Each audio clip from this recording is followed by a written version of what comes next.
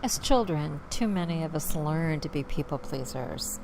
For most, it was a behavioral pattern that we adopted to survive. Sometimes it meant keeping silent, but it was a habit that also kept us under the covers at night, weeping as we begged angels to help or God to rescue us. There were also moments when others' displeasure led to rejection or abandonment, seeding the habit that can still lift us up out of our chairs and send us running. Knowing when to take a bow and leave is a life skill that serves us well. When we fail to live in a way that appeases someone else, we can actually put ourselves in danger, physically, emotionally, mentally, and spiritually.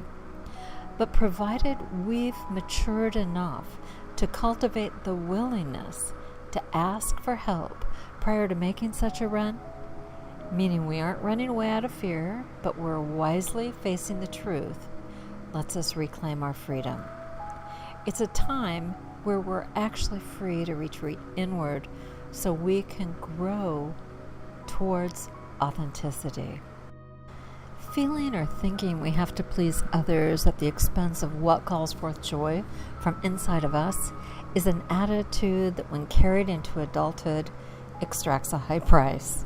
Like you, I've made too many attempts to run hurdles set by someone else, running gauntlets and jumping through hoops that have been set far too high. At this stage in life, I can look at the scars and be grateful for surviving wounds that were caused by my forgetting. I'm even thankful for the bumps and bruises that still happen, reminders that this old survival instinct is still present but evolving.